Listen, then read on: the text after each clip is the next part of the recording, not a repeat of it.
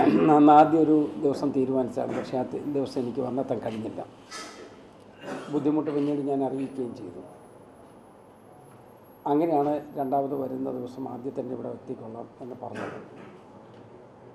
പക്ഷേ ഇന്ന് ഒരു ചെറിയ പ്രശ്നം കൂടെ ഉണ്ട്. എനിക്ക് ഈ സെമിനാറിൻ്റെ അന്ത്യം വരെ ഇരിക്കാൻ കഴിയില്ല. ഉന്നത പോലീസ് ഉദ്യോഗസ്ഥന്മാരുടെ ഒരു യോഗം ഇപ്പോൾ CPCRIൽ നടക്കുകയാണ്. അതിൽ പങ്കെടുക്കുന്നതിന് വേണ്ടി സ്റ്റേറ്റിലെ പ്രമുഖരായ പോലീസ് മേധാവികൾ അവരെല്ലാം എത്തിയിട്ടുണ്ട്. പങ്കെടുക്കേണ്ട ആളുകളും അവിടെ ഉണ്ട്. അപ്പോൾ വളരെ വൈകാൻ കഴിയില്ല എന്നുള്ള ഒരു നിവൃത്തികേട് നിങ്ങൾക്ക് മനസ്സിലാകും എന്ന് കണക്കാക്കുകയും ചെയ്യണം. നിങ്ങൾ ഉന്നയിച്ചിരിക്കുന്ന പ്രശ്നം കാസർഗോഡ് ജില്ലയെ സംബന്ധിച്ചിടത്തോളം അതിതീവ്രമാണ് എന്നുള്ളതാണ് എൻ്റെ വിലയിരുത്തൽ. കാസർഗോഡിന് എന്ത് പറ്റി എന്ന് ചോദിച്ചാൽ എൻ്റെ ഒരു ഉത്തരം ഒന്നും പറ്റിയില്ല എന്ന് തന്നെയാണ്. കാരണം ഇവിടെ പ്രകൃതിക്ക് കുഴപ്പമില്ല, ഇവിടെ സാഹചര്യങ്ങളിൽ മറ്റ് പ്രശ്നങ്ങളൊന്നുമില്ല. പക്ഷേ ഇവിടെ പറ്റിയ ചില പ്രശ്നങ്ങളുണ്ട്, നമുക്കത് തിരുത്തണം. ഇവിടെ ഞാൻ കണക്കുകളൊക്കെ പരിശോധിച്ചപ്പോൾ 2001 മുതൽ ഇങ്ങോട്ട് നോക്കുമ്പോൾ ഒത്തിരി കേസുകൾ അപ്പുറം ഇപ്പുറമൊക്കെ ആയിട്ട് എടുത്തിട്ടുണ്ട്. പക്ഷേ അവസാനം വിധി വന്നപ്പോൾ ഒരു കേസിലും ആരെയും ശിക്ഷിച്ചിട്ടില്ല. അപ്പോൾ പേരിന് വേണ്ടി കേസ്, ദൈവത്തിൻ്റെ മുമ്പിൽ യഥാർത്ഥ പ്രതികൾ വരാതിരിക്കുക, ഏതാ പ്രശ്നം പഴയതിനേക്കാൾ കൂടുതൽ പർവ്വതീകരിച്ച് പോവുക, ജനങ്ങൾക്ക് പരസ്പരം അവിശ്വാസം ഉണ്ടാക്കത്തക്ക വിധത്തിലുള്ള പ്രവർത്തനവും പ്രചരണവും നടക്കുക, ഇതെല്ലാം ഒരു പരിഷ്കൃത ജനസമൂഹത്തിന് ഉൾക്കൊള്ളാൻ കഴിയാവുന്നതിലും അപ്പുറത്ത് അതിൻ്റെ ബോർഡർ ക്രോസ് ചെയ്ത് പോയിട്ടുണ്ട് എന്നുള്ളതാണ് എൻ്റെ വിശ്വാസം. ഇതിന് നമ്മുടെ വിദ്യാസമ്പന്നരായിട്ടുള്ള ആളുകൾ, സാമൂഹ്യ ജീവിതത്തിൻ്റെ വില മനസ്സിലാക്കുന്ന ആളുകൾ, പൗരസമൂഹം, സിവിൽ സൊസൈറ്റി, അതാണ് നമ്മൾ യഥാർത്ഥത്തിൽ ഇതിന് പ്രതികരിക്കേണ്ട സമയം എത്തിയിരിക്കുന്നു എന്ന് തന്നെയാണ് എൻ്റെ വിശ്വാസം. ചില നീക്കങ്ങൾ നടക്കുന്നുണ്ട്. ജനങ്ങളുടെ പൊതുവായ വികാരം ഉണർത്തുന്നതിന് വേണ്ടിയും മനുഷ്യ സാഹോദര്യം ജനങ്ങളെ ബോധ്യപ്പെടുത്തുന്നതിന് വേണ്ടിയുള്ള ചെറിയ കർമ്മപരിപാടികൾ നടക്കുന്നുണ്ട്. ഇവിടെ രാഷ്ട്രീയ കക്ഷികളുടെ കൂട്ടായ യോഗം ചേർന്നിട്ടുണ്ട്. അവരുടെ തീരുമാനം പൊതുവായ ധാരണയോടുകൂടി തന്നെ ഉണ്ടായിട്ടുണ്ട്. ശ്രീ രമേശ് ചെന്നിത്തലയുടെ നേതൃത്വത്തിൽ ബഹുജനങ്ങളുടെ ഒരു മാർച്ച് അണിനിരത്തുന്നതിന് വേണ്ടിയുള്ള നടപടി ഉണ്ടായിട്ടുണ്ട്. മറ്റ് രാഷ്ട്രീയ കക്ഷികളും അവരുടേതായ നടപടികൾ ചെയ്തിട്ടുണ്ടാകും എന്ന് തന്നെയാണ് എൻ്റെ വിശ്വാസം. പക്ഷെ നമ്മളിതൊക്കെ ചെയ്യുമ്പോഴും നമ്മൾ പ്രതീക്ഷിച്ചത്ര പ്രയോജനത്തിലോട്ടെത്താത്തതിലുള്ള ദുഃഖം ഈ സമൂഹത്തിലെ എല്ലാ വിഭാഗത്തിലുൾപ്പെട്ട ആളുകളും എന്നോട് പങ്കുവെക്കുന്നുണ്ട്. നമുക്കതെന്താ ചെയ്യാൻ കഴിയുക? ഒന്ന്, ഈ വിപത്തുമായി സന്ധി ചെയ്യാൻ സാധ്യമല്ല എന്നും വരുന്ന ഒരു തലമുറയെ ഇതിൽ നിന്ന് രക്ഷപ്പെടുത്തണമെന്നുള്ളൊരു ബോധ്യത്തോടു കൂടി നമ്മുടെ സമൂഹത്തിലെ പ്രമുഖരായിട്ടുള്ള ആളുകൾ, പ്രത്യേകിച്ച് പ്രസ് ക്ലബ്ബ് പോലെയുള്ള ബുദ്ധിജീവി വർഗത്തിൽപ്പെട്ട ആളുകൾ, നല്ല വിദ്യാഭ്യാസമുള്ള ആളുകൾ, നമ്മുടെ സമൂഹത്തിൽ ജനങ്ങളെല്ലാവരും ഒരുമിക്കണമെന്ന് ആഗ്രഹിക്കുന്ന നല്ല സാമൂഹ്യ പ്രവർത്തകർ, ഗാന്ധിയൻ ചിന്ത ഉൾക്കൊള്ളുന്ന ആളുകൾ, അവരുടെ ഒരു കൂട്ടായ്മ ഉണ്ടാകണം എന്ന് തന്നെയാണ് എൻ്റെ വിശ്വാസം. അതിന് രാഷ്ട്രീയ കക്ഷികളുടെ ഒരു വേർതിരിവ് വേണ്ട. ഇവിടെ രണ്ട് ചോദ്യമല്ലേ നമ്മുടെ മുമ്പിലുള്ളൂ. ഈ വർഗീയ വേർതിരിവ് നമുക്ക് വേണോ വേണ്ടയോ? വേണ്ട എന്ന അഭിപ്രായമുള്ളവർക്ക് ഒരു ചേരിയേ ഉള്ളൂ. അവർക്ക് ഉപചേരി ഉണ്ടാക്കേണ്ട കാര്യമേ ഇല്ല. ഇവിടെ വർഗീയ ചേരിതിരിവില്ലാതെ സമൂഹത്തിൽപ്പെട്ട എല്ലാ ആളുകളെയും ഒരുമിപ്പിച്ച് കൊണ്ടുപോകാൻ പറ്റത്തക്ക വിധത്തിലുള്ള നല്ല കർമ്മ പരിപാടികൾ ഉണ്ടാക്കി മുന്നോട്ട് പോകണമെന്ന് ആഗ്രഹിക്കുന്ന ആളുകൾക്ക് ഈ ചേരിയിൽ നിൽക്കാം.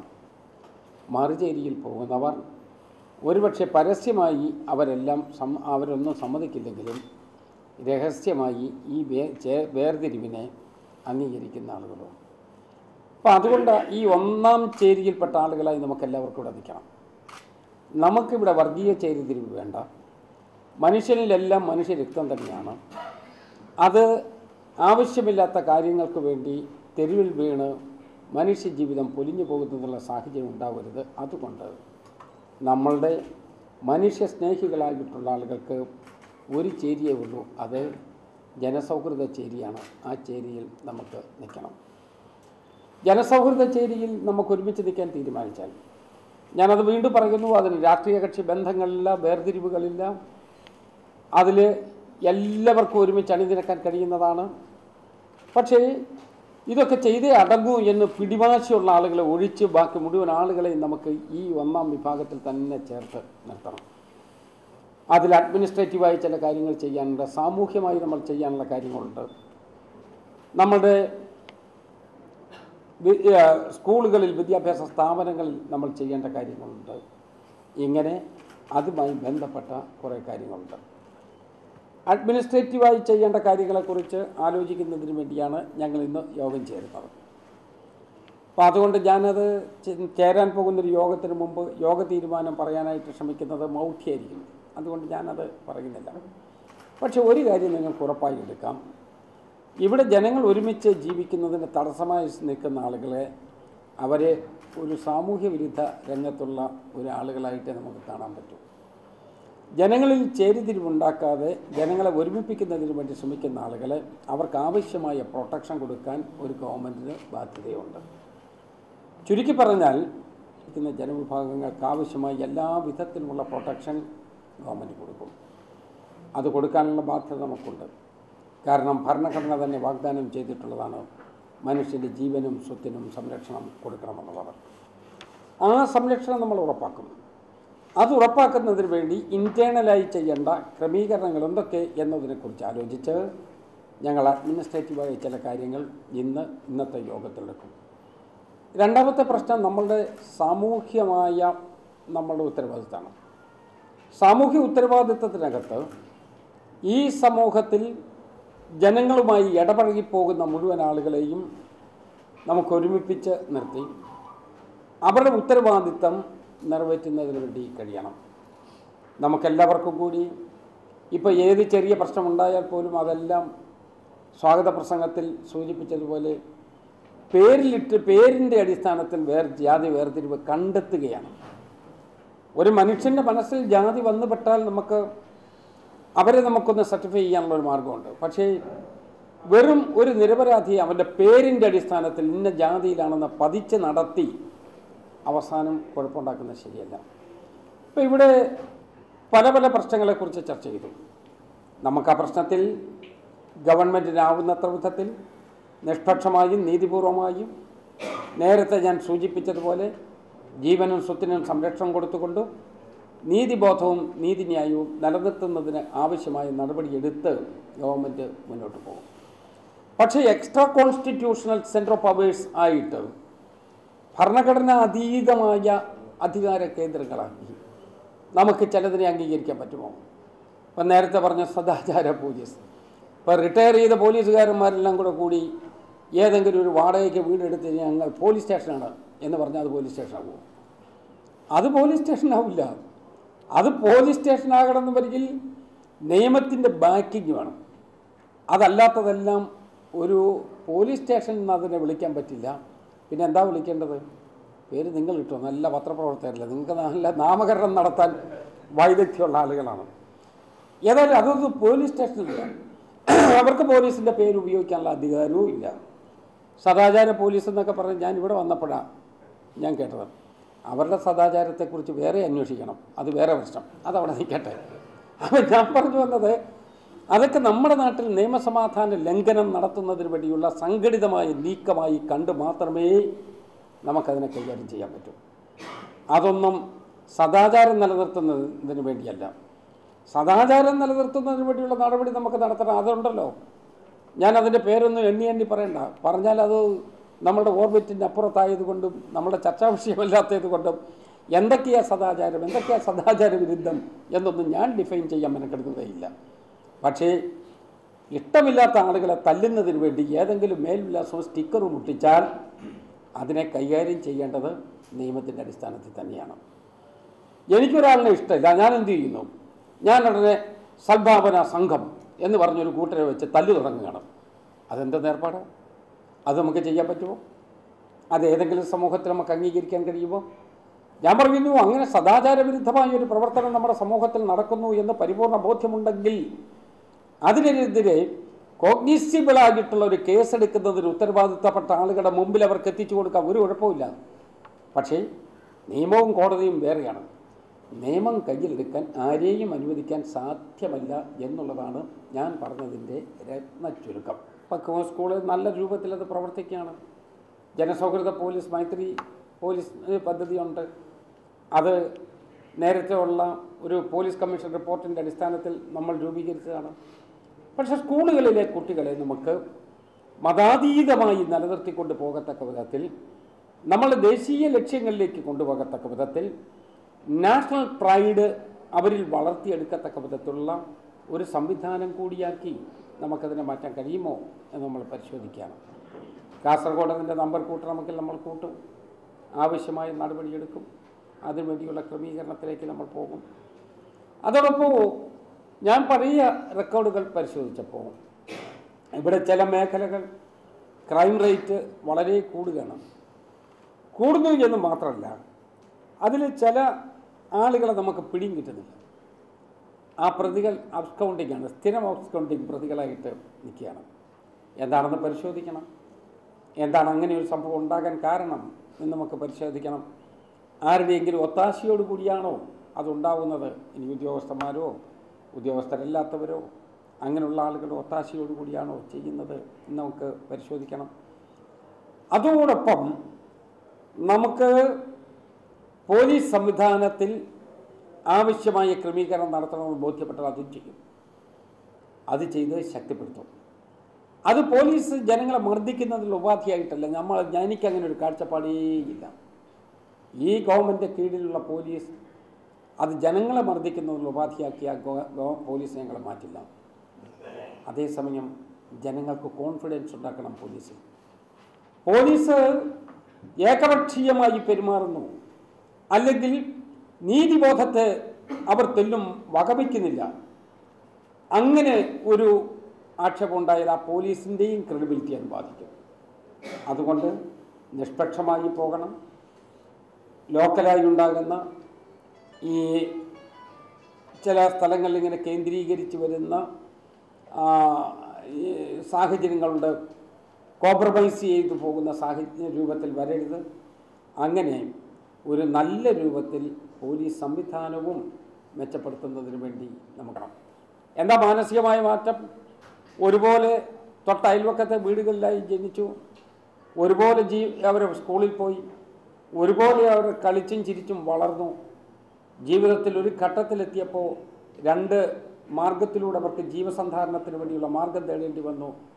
അവർ തന്നെ പരസ്പരം കൊല്ലുന്നതിന് വേണ്ടി കൊലക്കത്തിയുമായി ഇറങ്ങുന്നത് തെറ്റാണ് എന്നൊരു മാനസികാവസ്ഥ നമുക്കുണ്ടാക്കണ്ടേ. അതിന് നമ്മളുടെ സാമൂഹ്യ സംഘടനകൾ മുന്നോട്ട് വരണം. അവിടെയാണ് നമ്മളുടെ സാഹിത്യ നായകന്മാർ, സാമൂഹ്യ സംഘടനകൾ, സാംസ്കാരിക നായകന്മാർ, അവരുടെയൊക്കെ പങ്കാളിത്തം ഇരിക്കുന്നത്.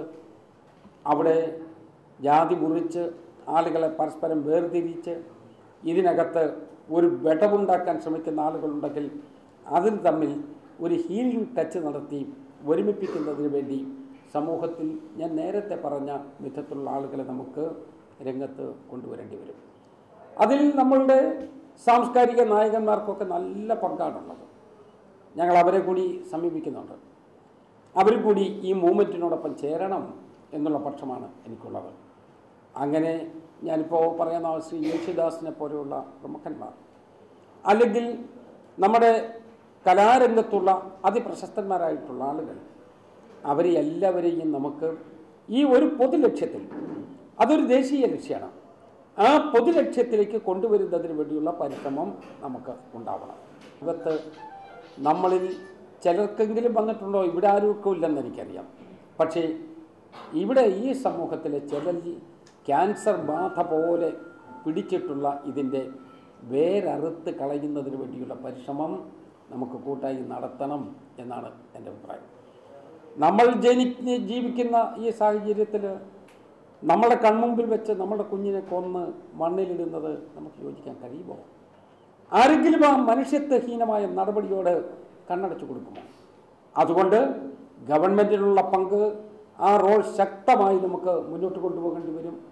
പക്ഷേ ഏത് ഗവൺമെൻറ്റിൻ്റെയും ഇതുപോലുള്ള ഒരു റോള് മുമ്പോട്ട് കൊണ്ടുപോകുന്നത് അത് ലാത്തിയുടെ ശക്തി കൊണ്ടല്ല, മനുഷ്യശക്തിയുടെ അടിസ്ഥാനത്തിൽ മാത്രമേ നമുക്ക് മുമ്പോട്ട് കൊണ്ടുപോകാൻ കഴിയൂ.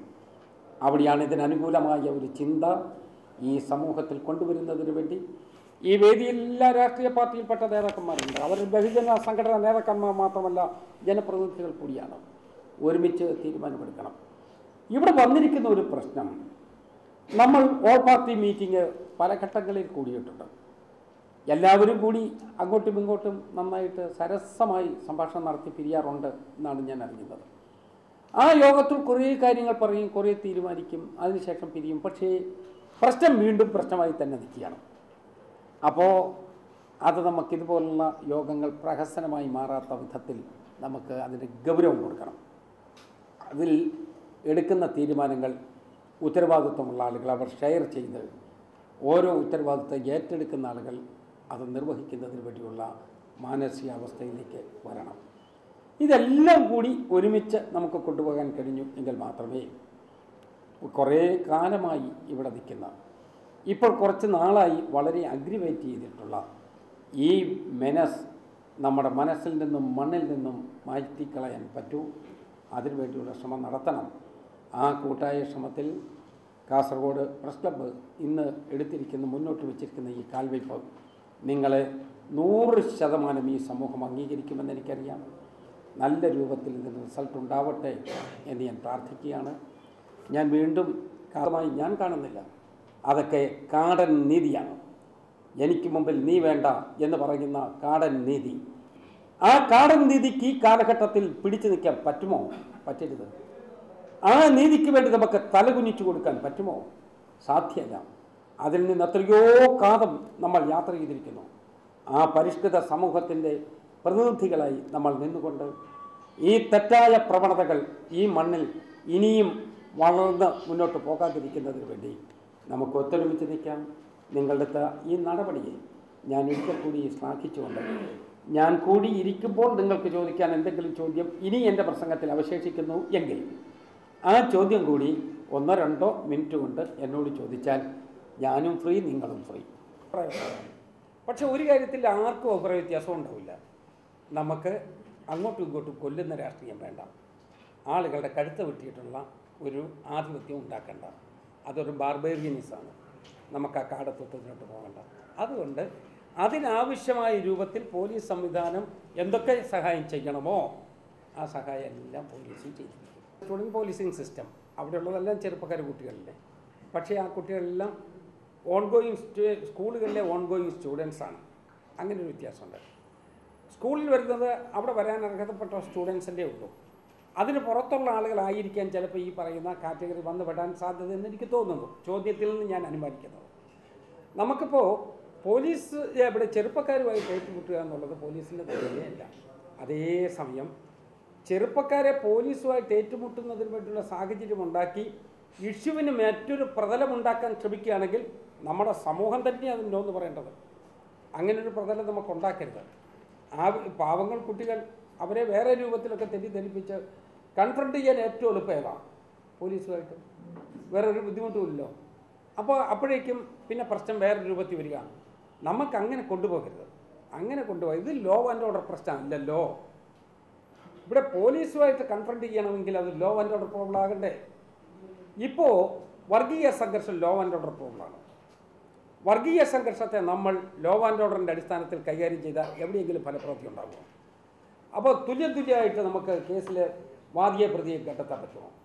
5 വാദി ഇപ്പുറത്ത്, 5 വാദി ഇപ്പുറത്ത്, മറുവശത്ത് 10 പ്രതി ഇപ്പുറത്ത്, 10 പ്രതി അപ്പുറത്ത്. അങ്ങനെ തുല്യമായിട്ട് ത്രാസിൽ വെച്ച് തൂക്കുന്നത് പോലെ വാദിയും പ്രതിയെ നമുക്ക് തൂക്കിയെടുക്കാൻ പറ്റുമോ? അപ്പോൾ അത് ലോ ആൻഡ് ഓർഡർ പ്രോബ്ലം എന്നുള്ളത് നമ്മളുടെ ഈ വർഗീയ കലാപങ്ങൾ ഒരിക്കലും ലോ ആൻഡ് ഓർഡർ പ്രോബ്ലമായിട്ട് കാണാൻ പറ്റില്ല. അതിനുള്ള മരുന്ന് വേറെയാണ്. ആ മരുന്ന് ആ രോഗം മനസ്സിലാക്കിയുള്ള ചികിത്സ വേണ്ടത്. ആ ചികിത്സയുടെ ഭാഗമായിട്ടാണ് ഞാൻ പറയുന്നത് നമുക്കെല്ലാവർക്കും കൂടി ഒരുമിക്കാം. ഞാൻ പറയുന്നത് സമൂഹത്തിൽ ഇപ്പോൾ കാസർഗോഡ് ജില്ലയിലെ ടോട്ടൽ പോപ്പുലേഷൻ എത്രയാണ്? ആ പോപ്പുലേഷനിൽ എത്ര ചെറിയ ശതമാനം ഇതുപോലുള്ള കൺഫ്രണ്ടേഷന് വരുന്നത്? അപ്പം നിഗ്ലിജിബിൾ മൈനോറിറ്റി ഓഫ് ദ നിഗ്ലിജിബിൾ അതല്ലേ വരുന്നുള്ളൂ. അപ്പോൾ അതെന്താ കാരണം? മജോറിറ്റി ആളുകൾ ഇതിൽ നിന്ന് ഭിന്നമായി നിൽക്കുകയാണ്. പക്ഷേ ദൗർഭാഗ്യവശാൽ മജോറിറ്റി അസംഘടിതരാണ്. സംഘടിതരാണെങ്കിൽ പല തട്ടുകളിലായി സംഘടിതരാണ്. അതുകൊണ്ട് ഒന്നിനൊന്നിനെ അങ്ങോട്ടും ഇങ്ങോട്ടും പരസ്പരം പടിചേരുന്നതിനുള്ള അവസരമാക്കി പോകുന്നത് കൊണ്ട് ഈ മൈനോറിസ്റ്റ് ആയിട്ടുള്ള ആളുകൾ അവർ സമൂഹത്തിലെ പ്രധാനപ്പെട്ട പ്രശ്നമായി മാറുകയാണ്. അപ്പം അത് വേണ്ട. അവിടെ നമുക്ക് ആളുകൾ സമാധാനകാംക്ഷികൾ ഏത് പാർട്ടിയിലും ആകട്ടെ, നമുക്ക് അവരെയെല്ലാം കൂടി ഒരുമിപ്പിക്കുന്ന മാർഗത്തിലോട്ട് പോകണം. എഫക്റ്റീവായിട്ടുള്ള സ്ട്രിഞ്ചൻ്റ് ആയിട്ടുള്ള ആക്ഷൻ ഒരു വശത്ത്. നമ്പർ 2, സാമൂഹ്യമായി ഇവരെ ഒഴിവാക്കുന്നതിന് വേണ്ടിയുള്ള പൊതുജനസമൂഹത്തിൻ്റെ ഒപ്പീനിയൻ. ഇത് രണ്ടും കൂടി വേണം.